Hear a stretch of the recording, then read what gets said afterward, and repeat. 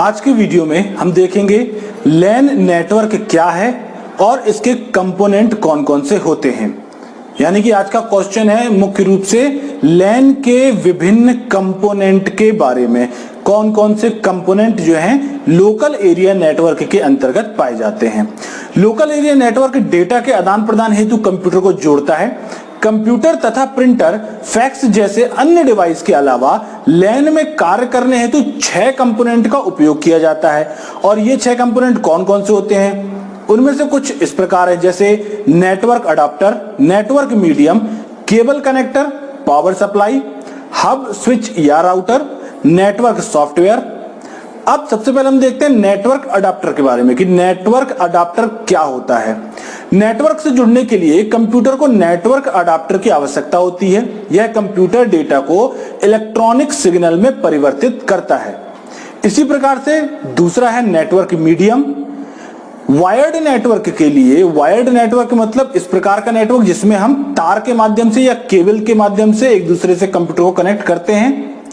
Wired network के लिए cable की आवश्यकता होती है, जैसे twisted cable, coaxial cable, fibre optical cable आदि। वायरलेस नेटवर्क में केबल की आवश्यकता नहीं होती है।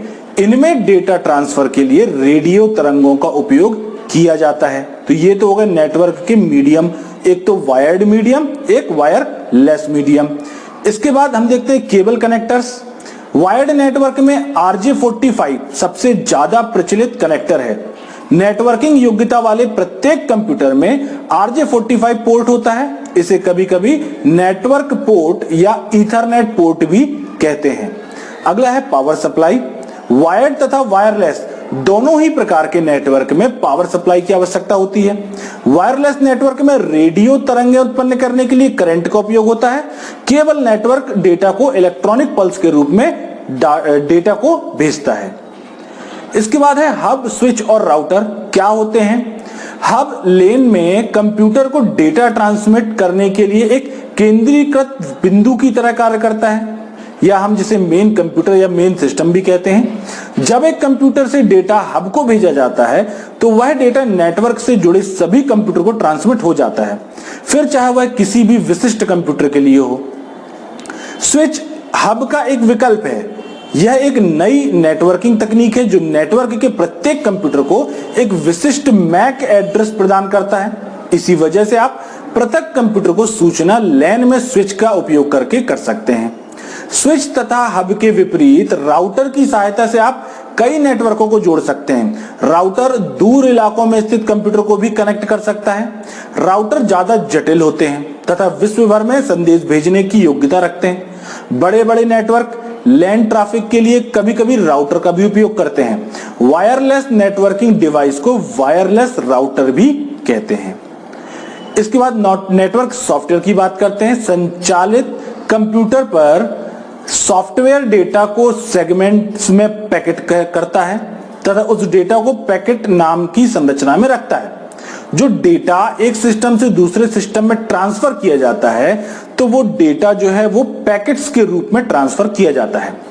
पैकेट के स्रोत तथा गंतव्य का पता, स्रोत तथा गंतव्य मतलब सोर्स एड्रेस और उसका डेस्टिनेशन एड्रेस क्या है, उसका एड्रेस जो है वो पैकेट के हेडर पर लिखा जाता है।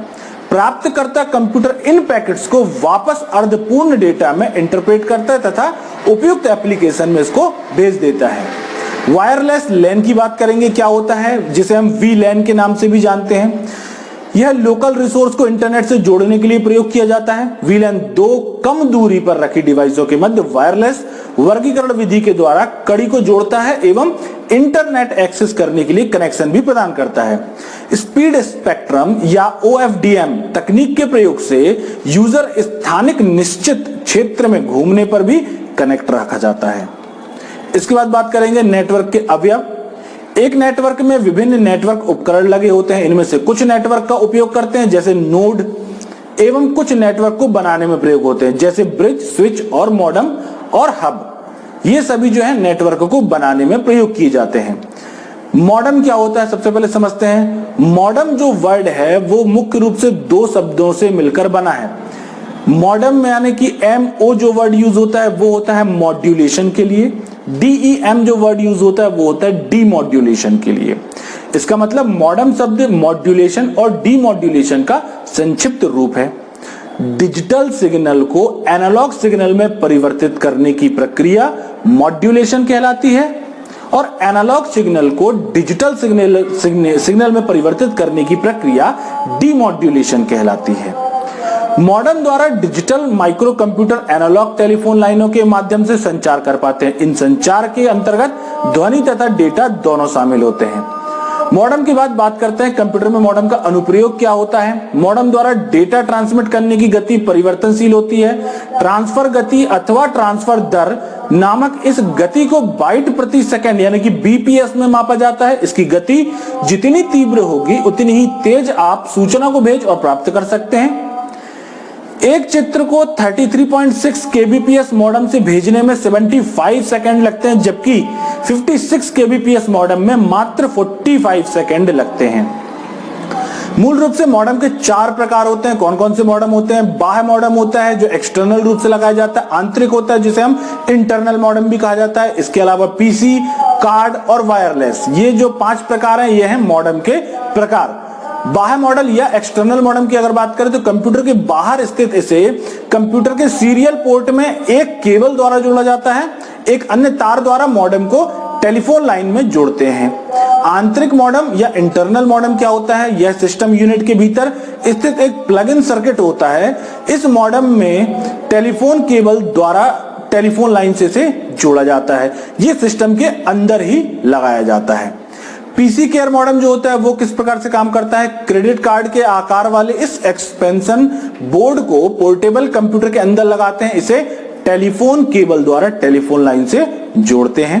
वायरलेस मॉडम की अगर बात करें तो बाह्य, आंतरिक अथवा पीसी कार्ड किसी प्रकार का हो सकता है। अन्य मॉडम के विपरीत इसमें किसी प्रकार के तार का प्रयोग नहीं होता, बल्कि यह वायु के माध्यम से संकेतों को भेजता और प्राप्त कर सकता है।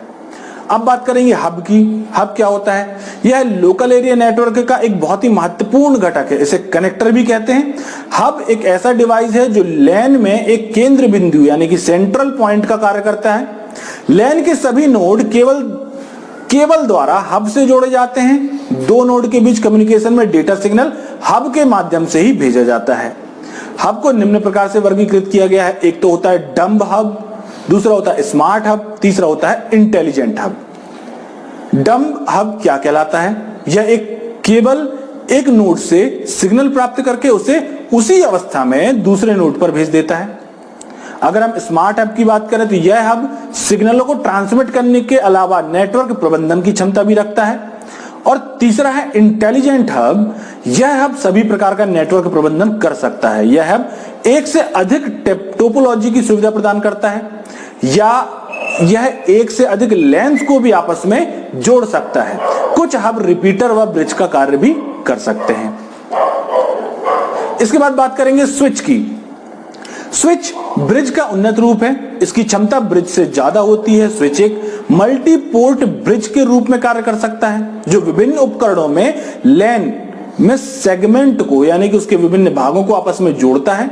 उसके लिए एक बफर होता है। जब कोई पैकेट प्राप्त करता है तब वह प्राप्त करने वाली लिंक के बफर में उसे स्टोर कर लेता है और एड्रेस को आउटगोइंग लिंक के लिए चेक करता है।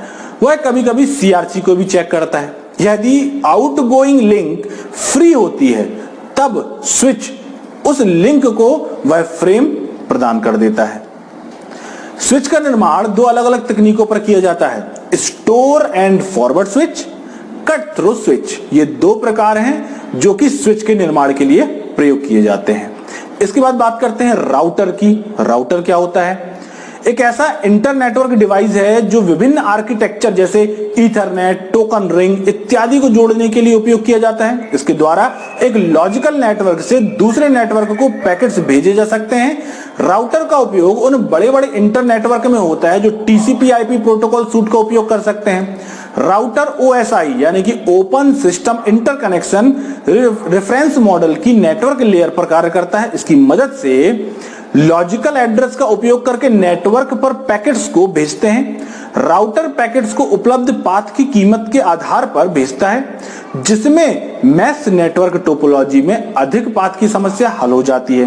राउटर पैकेट्स के डेस्टिनेशन नेटवर्क एड्रेस का उपयोग करके, और वे केवल तभी कार्य करते हैं जब उपयोग किए गए प्रोटोकॉल राउटेबल हों, क्योंकि हमने देखा है कि जो आपका नेटवर्क टोपोलॉजी के अंतर्गत हमने पढ़ा जो मैश टोपोलॉजी होती है उसमें रूट्स बहुत सारे होते हैं। नेटवर्क के माध्यम से हमने देखा था कि अलग अलग जितने सिस्टम होंगे उतने उसके रास्ते बनाए जाते हैं।